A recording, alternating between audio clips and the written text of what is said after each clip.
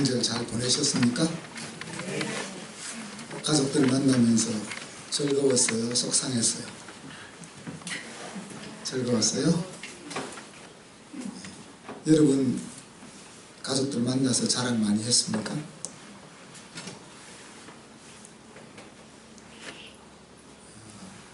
저는 자랑을 좀 하거든요. 또 우리 하나님도 우리를 자랑하세요. 내가 무엇을 자랑하느냐 하는 것은 그 속에 내 가치관이 담겨 있어요. 그래서 큰 집이 큰 집에 살고 있으면 마음이 힘들어질 수 있죠.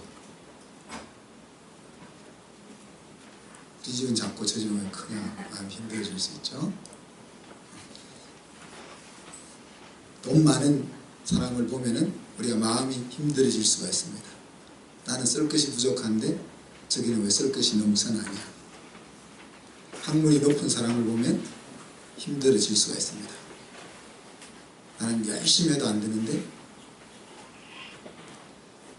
사회적 위치가 있는 사람을 보면 우리가 속상할 수 있습니다. 근데 우리가 이제 그런 것을 박수는 쳐주지만은 저는 부럽지 않아요. 박수는 쳐주지만은 참 큰 집이어서 좋습니다. 좋죠. 우리가 가서 놀 수도 있고 또 우리가 부자랑 놀면은 좋지 않습니까? 박수는 쳐줄 수 있어요. 지식이 많은 사람이 있으면 여러 가지 도움이 됩니다.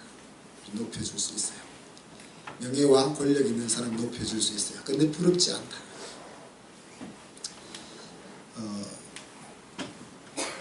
저는 이제 주로 자녀들을 자랑하죠. 우리 아들, 딸들을 자랑합니다. 그리고 우리 교회를 자랑합니다. 그래서 제 자랑을 보면은 내가 뭘 가장 소중하게 생각하느냐 하는 것이 담겨 있는 거죠. 그래서 저는 우리 교회처럼 좋은 교회가 없다 그렇게 생각합니다. 여러분처럼 이쁜 사람이 없다고 생각합니다. 립서비스가 아니고 그리고 다른 교회들이 우리 교회처럼 되기를 소망합니다. 저는 신앙이라는 것이 자랑을 만들어가는 것이 아닌가 그렇게 생각합니다. 내가 사람들을 만났을 때 하나님을 만났을 때 자랑할 것을 만들어가는 하루하루가 모여서 신앙이라 그렇게 생각할 수 있다는 것입니다.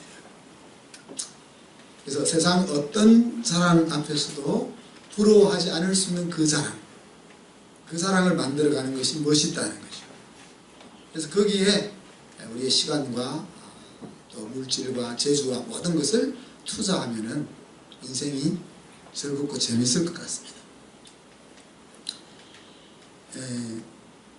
오늘 말씀을 보면은 빛에 대한 이야기가 나오고 어둠에 대한 이야기가 나옵니다.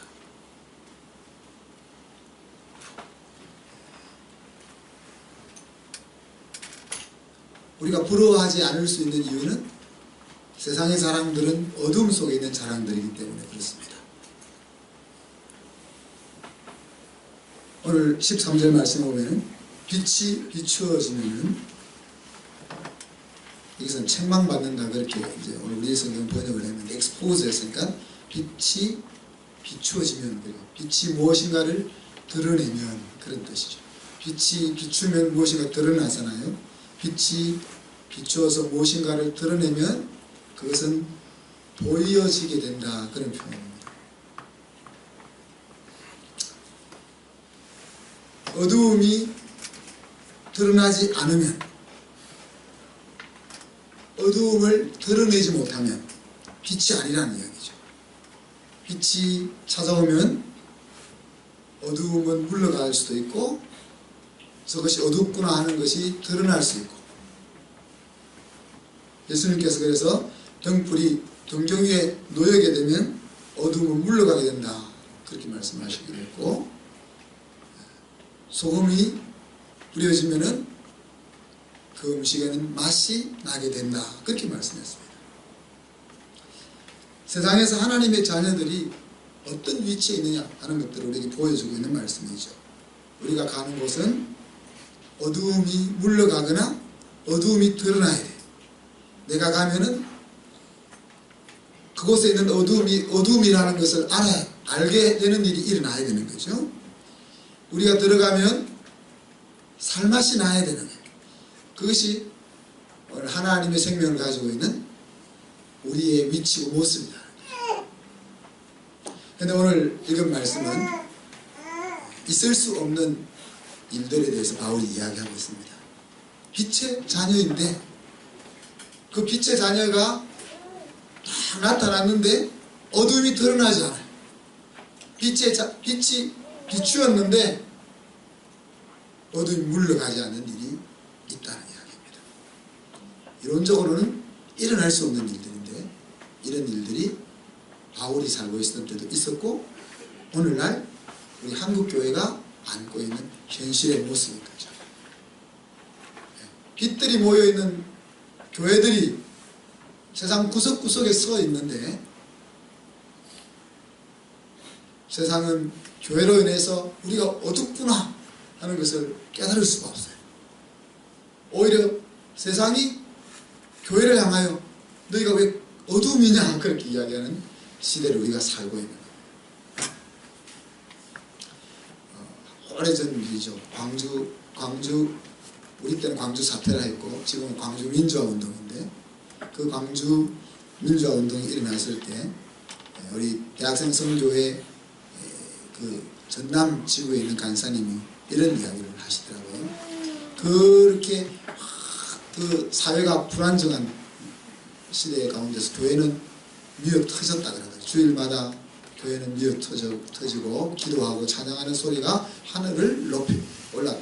그렇게 이야기하시면서 빛이 빛을 비추지 않으니까 어두움이 빛을 비추려고 발버둥 친 형국이 그 당시에 광주 사태였다. 그렇게 그 아비규환 같은 자리에서 보았던 장면을 묘사를 하더라고요. 오늘 바울의 말은 우리가 하나님의 생명을 가진 빛의 자녀라 할지라도 잠자는 자리에 있게 되면 빛을 비출 수 없다. 그렇게 이야기합니다. 그래서 바울은 잠자는 자여 깨어서 죽은 자들 가운데서 일어나라 그렇게 말씀하십니다. 우리를 잠자는 자로 부르고 있고 하나님을 알지 못하는 영혼들을 죽은 자로 부르고 있습니다.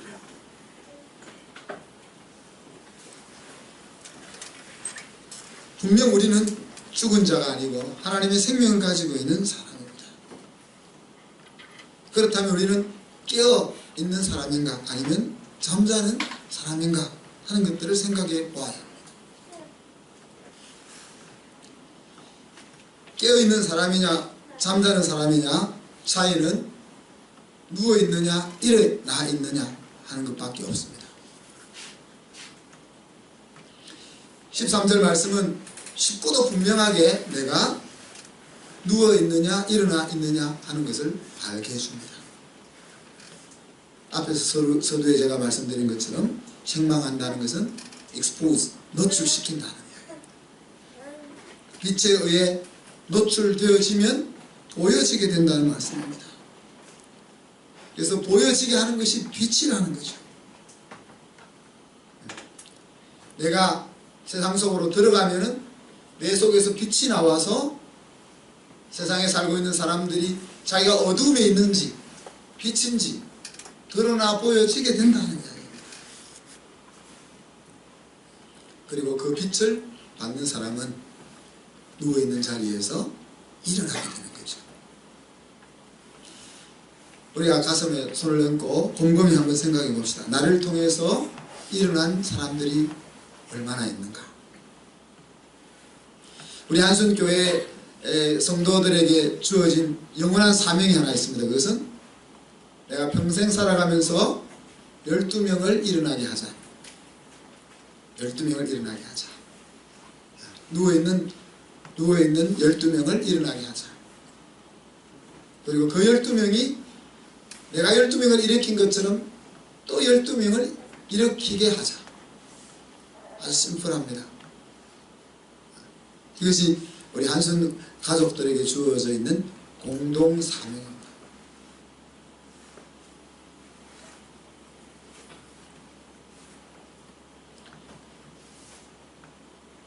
나를 통해 얼마나 많은 영혼들이 일어났는가, 그리고 얼마나 많은 영혼들이 또 빛을 비추고 있는가.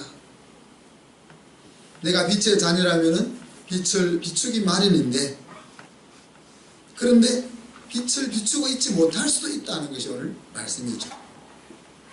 바울은 우리가 생명을 가진 자이지만 죽은 자들과 함께 누워 있다면 빛을 비출 수 없다라고 말합니다.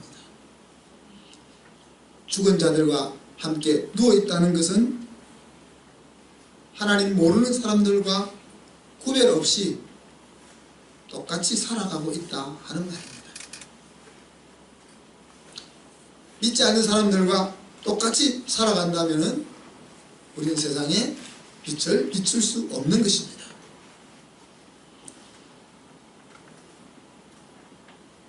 저와 여러분이 가지고 있는 빛의 속성은 내가 스스로 빛을 비출 수 있는 발광체가 아닙니다. 8절에 보면은 우리는 주 안에서만 빛이다, 그런 표현을 썼습니다. 나는 스스로 빛을 낼 수 있는 발광체가 아니고 빛을 받아야만 비출 수 있는 반사체라는 이야기입니다. 내가 분명 빛의 자녀지만은 내 혼자 있으면 빛을 낼 수가 없다는 이야기입니다. 예수 안에서만이 나는 빛이 된다는 이야기입니다. 그렇기 때문에 죽은 자들과 함께 누워 있는다면 우리는 주님의 빛을 받을 수가 없고, 마치 전기 코드에서 빠져버린 전선과 같이 아무것도 영향을 미칠 수 없는 인생일 수밖에 없다는 겁니다. 빛의 자녀가 예수님으로부터 빛을 받지 못하면 그만큼 비참하고 재미없는 인생은 없습니다.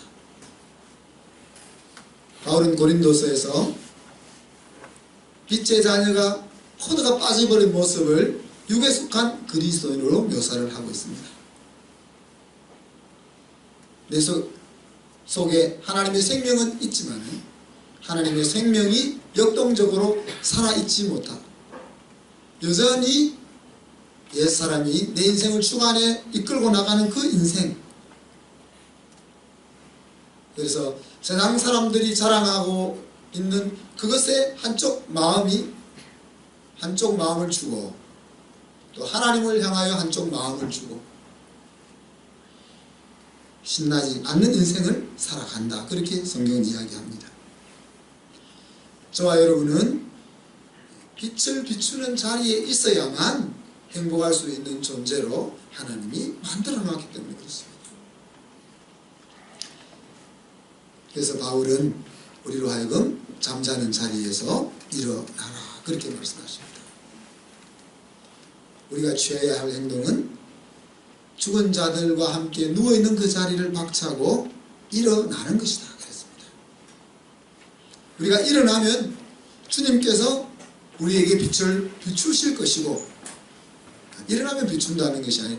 주님은 빛을 계속 비추고 있는데 우리가 누워있기 때문에 빛을 받지 못하는 상태임. 그러나 우리가 일어나면 주님의 비추고 있는 그 빛을 받아서 다시 비출 수 있게 된다는 거예요. 우리 이렇게 말할 수 있습니다. 주님, 내가 너무 어둠 속에 있으니 빛을 비춰주시면 일어나겠습니다. 하나님께서 힘을 주시면 제가 열심히 봉사하겠습니다. 또 때로는 사도행전에 나와 있는 말씀을 우리가 마음속으로 생각할 수 있죠. 하늘로부터 능력을 입힐 때까지 기다려라. 나는 결단코 기도보다 성령보다 앞서지 않겠다. 그러나 잠언은 이렇게 우리에게 이야기합니다. 게으른 자는 말하기를 사자가 밖에 있은즉 내가 나가면 거리에서 찢기겠다 하느니라. 우리가 힘이 없어 섬길 수 없는 것이 아니고, 우리가 빛을 받지 못 비추는 것이 아니고, 우리는 이미 비출 수 있는 자리에 있다는 사실을 우리가 핑계해서는 안 되겠습니다. 이미 예수 그리스도의 보혈을 통하여 우리에게는 하나님의 생명이 심겨졌고 주님의 부활과 성천 이후에 성령께서 우리의 심령 속에 임했기 때문에 우리는 하나님의 능력으로 살아갈 수 있는 그런 자녀가 되었습니다. 하나님의 말씀대로 우리가 순종하고 하나님이 깨닫게 해주신 대로 기도하고 움직이면 하나님이 우리의 삶을 인도해 주실 것입니다. 주를 기쁘시게 하는 생활을 하면 하나님이 우리에게 힘을 주실 것이고 우리가 일어나면 다시 빛을 받아 우리의 인생이 하나님의 능력으로 충전될 것입니다. 일어나서 빛을 받으면 어떤 생활을 하게 되는지를 바울이 소개하죠. 7절 8절에 보면은 저희와 함께 참여하지 말라, 어두움에 참여하지 말라 그랬습니다. 또 11절에 보면 어두움의 자리에 어두움의 일에 참여하지 말고 책망하라, 그렇게 이야기했습니다. 그러면서 그 어두움의 사람들의 삶의 여러 가지 특징 중에 특별히 입에 담기도 부끄러운 생활들에 대해서 이야기하고 있습니다. 재미만을 추구하는 현대 사회의 종착역이 결국은 멸망인 것을 이야기하고 있는 것입니다. 무엇이 멋진 인생인가, 무엇이 보람있고 가치 있는 인생인가 고민 없이 편안하고 즐거운 것만을 추구하는 그 어두움의 일에 너희가 함께 발을 담그고 살지 말라, 그렇게 이야기합니다. 소극적으로는 그 어두움의 방식을 따라 살아가지 말고 적극적으로는 더 멋진 인생이 무엇인지를 보여주는 것입니다. 그것이 빛을 비추는 것입니다. 제가 서두에 이야기한 것처럼 우리는 더 큰 집을 자랑할 것이 아닙니다. 우리는 더 많은 학식을 자랑할 것이 아닙니다. 우리가 자랑해야 될 것이 있다는 거죠. 하나님을 모르는 사람들이 자랑하는 그것보다 그들의 마음을 더 움직일 수 있는 자랑거리가 우리 속에 있다는 거예요.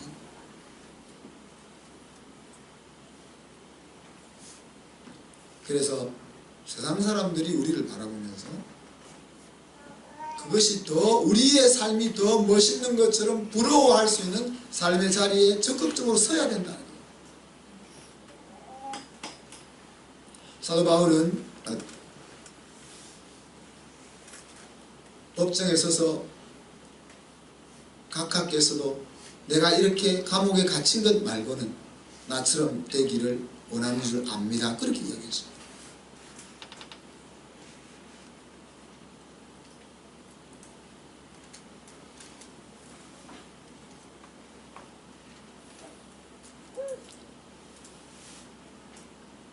초대교회는 세상 사람들이 예수 믿으러 들어오지는 않아도 예수 믿는 사람들을 칭송했다, 그렇게 얘기했어요. 히브리서에는 세상이 감당치 못하는 사람이라 그렇게 표현했어요. 그것이 하나님의 자녀들의 멋진 삶의 모습이라는 거죠. 나는 이 세상에 가지고 있는 미련 때문에 갈 수는 없지만, 내가 이것을 끊고 일어설 용기는 없지만 너희들 삶이 더 멋있어, 그 소리를 들었다는 이야기죠. 오늘 우리가 믿지 않는 사람들 앞에 섰을 때 그들이 우리를 향하여 내가 너처럼 신앙을 가질 용기는 없지만 너 삶이 정말 부럽다, 그런 소리를 들을 수 있냐.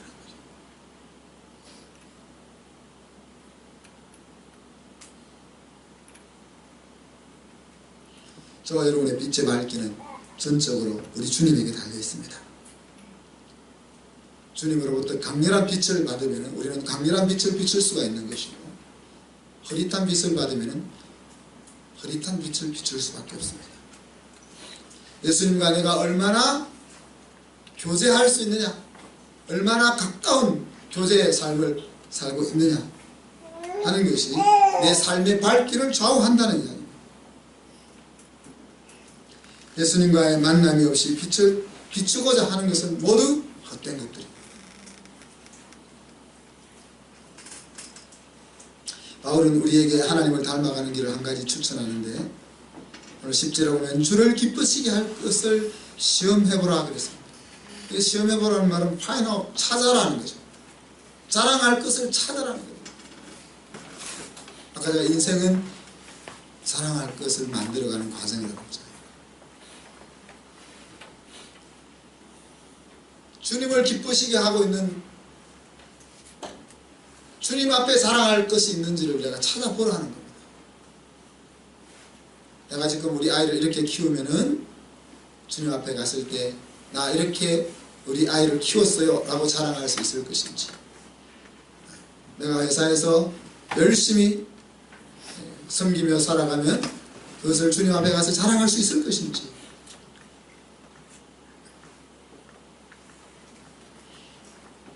우리가 주님 앞에 자랑할 것을 찾고 살아가면은 우리는 무엇을 하든지 보람있고 승리하는 인생일 수가 있다 그랬습니다.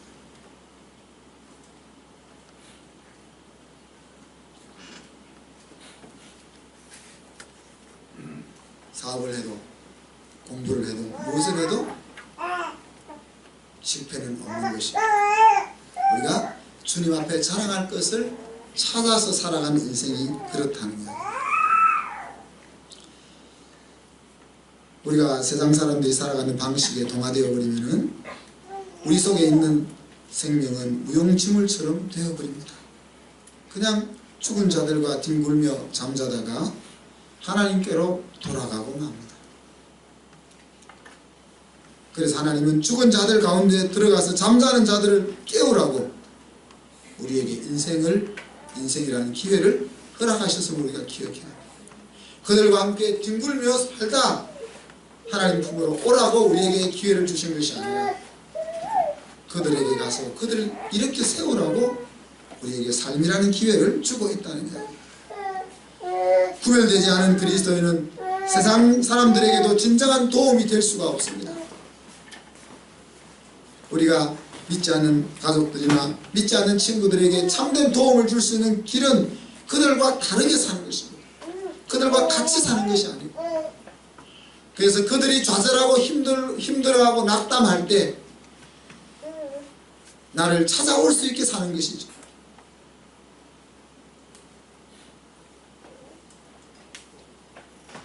우리가 세상에 살고 있지만은 그 사람들과 같이 살지 않아도 그 사람들과 어울리며 살 수가 있습니다. 우리가 그렇게 살려고 하지 않기 때문에 못 사는 거죠. 우리가 세상 사람들과 똑같이 살아야만 그들과 어울릴 수 있는 것은 아닙니다. 어떻게 보면 그들과 다르게 삶으로써 더 그들과 어울릴 수 있는 길이 있는 것이죠. 우리는 세상이 어둡다고 탓할 이유가 없습니다. 어두우면 어두울수록 빛은 더 밝게 빛날 수 있기 때문에 그렇습니다. 우리 한순 가족들이 가지고 있는 그 작은 빛이 잠자고 있는 친구들을 깨울 수가 있고 그들을 비추어서 일으킬 수 있다는 사실을 기억할 수 있기를 바랍니다. 오늘 주님께서 우리에게 바울을 통해서 말씀하시는 것은 너는 일어나 나에게서 빛을 받아 다시 잠자고 있는 자들에게 비추어 그들로 일어나게 하라 하는 것입니다. 우리가 진정 하나님의 생명을 가지고 하나님 안에서 참된 인생을 찾아 즐거워하고 세상 무엇과도 바꿀 수 없는 사랑할 것을 가지고 있는 인생이라면 우리 곁에 있는 사람, 우리 곁에 누워있는 그 사람들에게 빛을 비추어서 그들에게도 그 영원한 자랑거리를 가질 수 있도록 이끌어야 할 것입니다. 기도하겠습니다.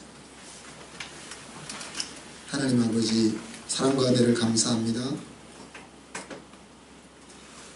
오늘 이 시대의 암울함을 바라보면서 주님에게만 오직 희망이 있음을 바라봅니다.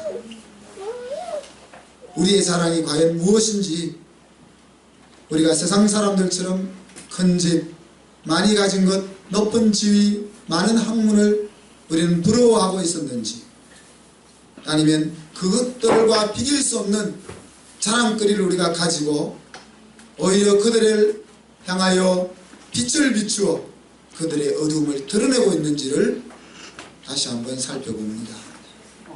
하나님, 우리가 하나님의 생명을 가지고 있는 빛의 자녀로서 우리가 있는 곳에 빛을 비추어 잠자는 자들을 일으켜 세워 세상을 살만나게 해야 되는 존재인 것을 잊지 않게 하여 주시고, 주님, 우리가 인생을 살아가며 하나님께로부터 받은 그 놀라운 생명을 누리며 세상 어떤 것과도 바꿀 수 없는 자랑거리를 만들어갈 수 있는 저희들이 되게 하여 주옵소서. 주님, 하나님께서 우리 주변에 만나게 하는 그 영혼들 한 영혼에게 내가 만났던 주님을 소개할 수 있게 해주시고, 내가 누리는 멋있는 삶을 나누어 줄 수 있게 해주시며, 내가 주님으로부터 받은 빛과 은혜를 비출 수 있는 저희들이 될 수 있도록 복 내려 주시옵소서. 감사드리며 예수 그리스도 이름으로 기도하옵나이다. 아멘.